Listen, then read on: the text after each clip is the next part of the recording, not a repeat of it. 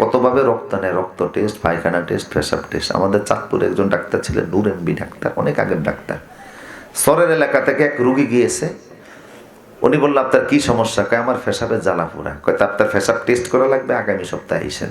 আমি এখন টেস্টের মতো সময় নাই, তখন তো এত কম্পাউন্ডার, এত ল্যাবরেটরি, এত ডায়াগনস্টিক সেন্টার ছিল না। আপনি আগামী সপ্তাহে আইসেন, আমি আপনার পেশাব টেস্ট করবো। রুগী বাড়িতে গিয়ে চিন্তা করতেছে, উনি আমার পেশাব টেস্ট করবে, পেশাব পাবে কোথায়? এই সারা সপ্তাহে যা আনলোড হয়েছে 2 বালতি বইরা নিয়েছে, ওনার টেবিলের নিচে গিয়ে রাখছে। উনি সকালবেলা আসছে, এসে দেয় ব্যাড স্মেল। কিরে ব্যাড স্মেল আসতেছে কিভাবে? বালতির মধ্যে কি? কয় স্যার মনে করছে প্রথমে এগুলি খেজুরের রস আর কি। কাছে যাওয়ার পরে দুর্গন্ধ, এটা কে আনছে? কয় স্যার আপনার জন্য আনছে। কেন আনছিস? আপনি না বলছেন পেশাব টেস্ট করবেন, এখন কদ্দুর লাগে আল্লাহ সেনা ভালো যায়। ডাক্তার আগে বলতেছে তোর মতো রুগীর জন্য আল্লাহ কোনো ডাক্তার নসিবে না রাখে। টেস্টের কত জটিলতা। সামনে চতুর্থ শিল্প বিপ্লবে আপনি একটা ক্যাপসুল খেলেই 20 বছর পরে আপনি কি কি রোগে আক্রান্ত হবেন সেটাও কম্পিউটার স্ক্রিন আপনাকে জানিয়ে দিবে। আসলে এটা ক্যাপসুল না, এটা একটা রোবট। মাইক্রোসফটের মতো ছোট্ট একটা রোবট আপনাকে গিলে খাওয়াই দেওয়া হবে। আমার প্রিয় সুধী, সবগুলি আবিষ্কার আল্লাহর কোরআন থেকে। আল্লাহু আকবার বলেন। পৃথিবীর সবকিছু প্রত্যক্ষ পরোক্ষ ইঙ্গিত কোরআনের মধ্যে আছে। ঈসা আলাইহিস সালাম জীবনে 4টা মানুষের জীবিত করেছিলেন। কয়টা? 1, নূহ আলাইহিস সালামের ছেলে সাম, তার কবরের পাশে দাঁড়িয়ে তিনি বললেন কুম বিইজনিল্লাহ, সাথে সাথে সে জিন্দা হয়ে দাঁড়িয়ে গেছে।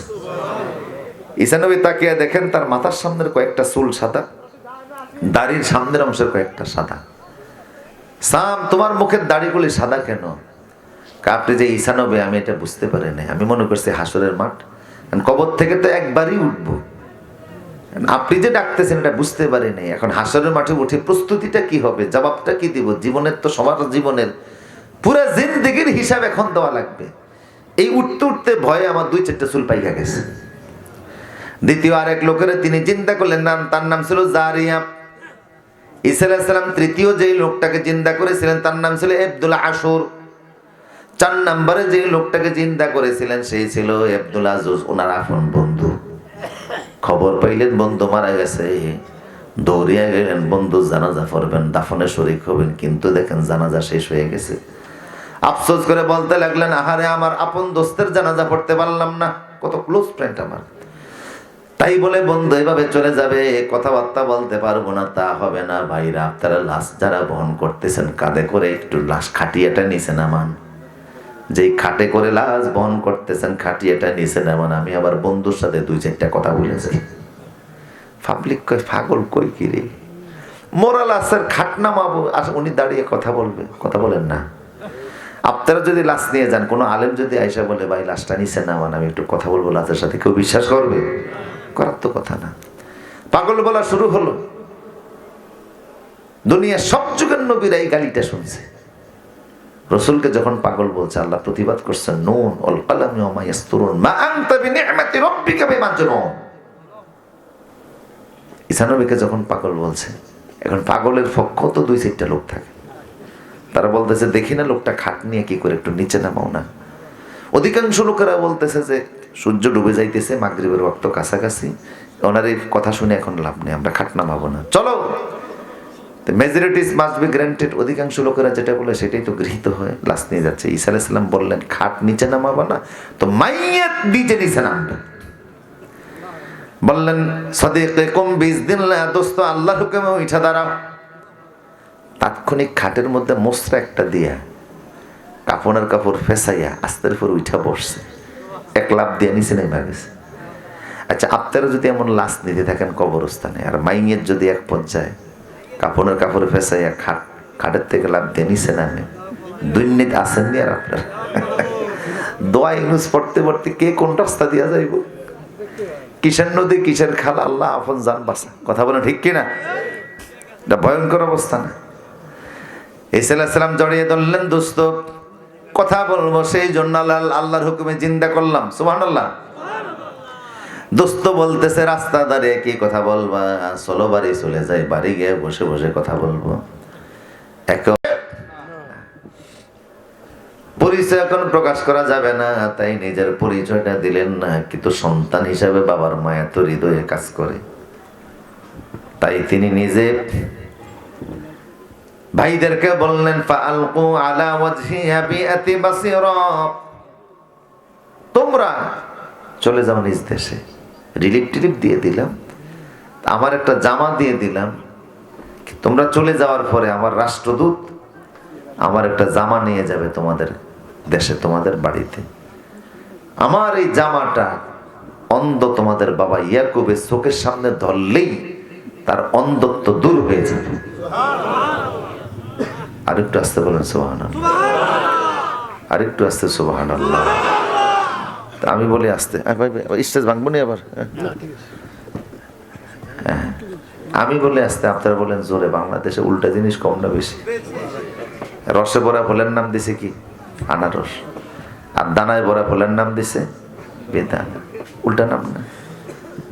আমাদের চাঁদপুরের ফরিদগঞ্জের একটা জায়গার নাম আছে 60 শালা। কারে তো শালা ছিল আলোচনা ভালো জানে। জায়গার নাম কি? আমি 2013 সালে যখন হজে গেলাম, তো সৌদি এনএসআই পুলিশের অফিসার তার বাসায় দাওয়াত করলেন।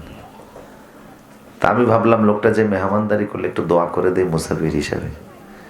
কি দোয়া করা যায় জিজ্ঞেস করলাম, তোমার ছেলে মেয়ে কয়জন? আল্লাহ দিলে 26 জন। তো কি দোয়া করবো, দোয়ার বাকি আছে নি কিছু? বললাম আমার 4টা মেয়ে ম্যাজিস্ট্রেট, তুমি যদি তায়েফে যাও, তায়েফের যিনি নির্বাহী অফিসার ইনি আমার মেয়ে, আমাদের দেশের ইউনোর মতো আর কি, সে তোমাকে হেল্প করবে। প্রসূতি তো সন্তান বেশি হয়ে শুনছে, শালা 60 জন হয় না তো শুনি না। সোজা নাম না উল্টা নাম? আল্লাহ আমাদেরকে সব দিক থেকে ঠিক হওয়া সোজা হওয়ার তৌফিক দান করুন। জোরে বলুন আমিন। ইউসুফ আলাইহিস সালাম বললেন, তোমরা চলে যাও, আমার রাষ্ট্রদূত একটা জামা পৌঁছে দেবে বাড়িতে। তোমরা এই জামাটা অন্ধ বাবার চোখের সামনে তুলে ধরলেই ওনার দৃষ্টিটা ফিরে আসবে। এখন এই ছেলেরা যখন দেশে চলে আসলেন, ইয়াকুব আলাইহিস সালাম তো অন্ধ মানুষ, 2 চোখে দেখেন না। ওনার কাছে যখন গিয়েছে, কোরআন বলছে ইন্নী লা আজিদু রিহা ইউসুফ, ছেলেরা তোমরা আমার সামনে আসছো, তোমাদের শরীর থেকে আমি ইউসুফের গন্ধ পাচ্ছি। এত 40 বছর তো তিনি বলেন নাই যে ইউসুফের গন্ধ পাচ্ছি, আজকে কেন বলতেছেন? বাতাসের কারণে, বাতাসের ধর্ম আছে। কেন? এই যে আমি আপনার এখন ফাঁসাফাঁসি বসা, আমি কথাগুলি বলতেছি, কথাগুলি ইথারে ভাসতেছে। যদি প্রযুক্তি মনে করে এই কথাগুলি বের করবে সম্ভব, এমন প্রযুক্তি এখন আছে।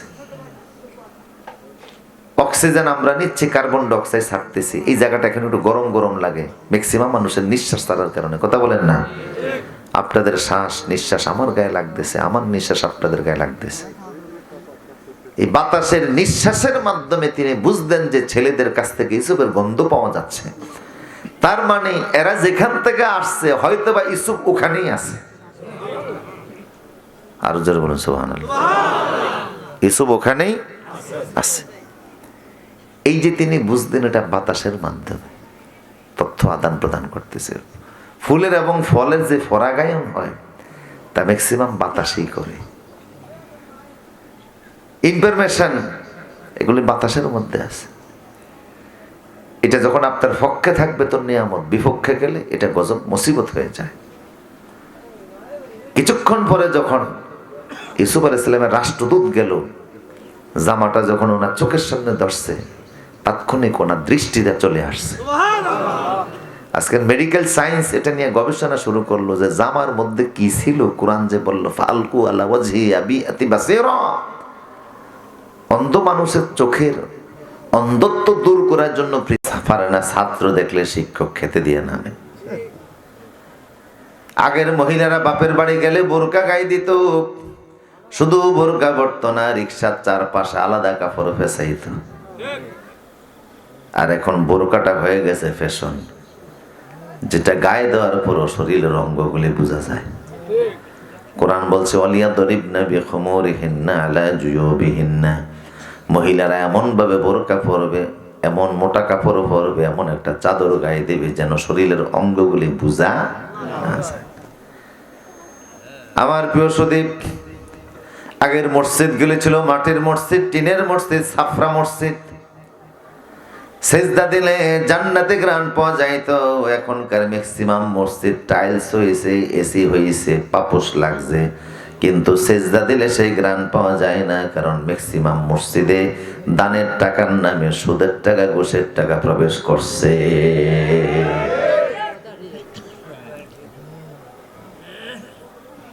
এলাকার যিনি পয়সাওয়ালা তাকে বলেছে আপনি মসজিদ দোতলা বানিয়ে দেন, মুতল্লি বানিয়ে দেব, সভাপতি বানিয়ে দেব। তার টাকার কারণে সবাই তার কাছে গেছে, তিনিও করে দিয়েছেন লাখ লাখ টাকা খরচ করে। একজনও জানতে চেষ্টা করে না এই হালাল টাকা না।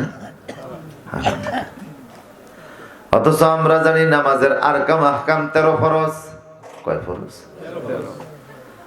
এর ভিতরে 3টাই তো পবিত্রতা, শরীর পাক, কাফর পাক, নামাজের। তো যেই জায়গা টাইলস করলেন, এসি লাগাইলেন সুদের ঘুষের টাকা দিয়ে, সেই জায়গাটা তো আর পাক হলো না। না পাক জায়গার ভিতরে সেজদা দিয়ে আল্লাহ পাওয়ার কথা না।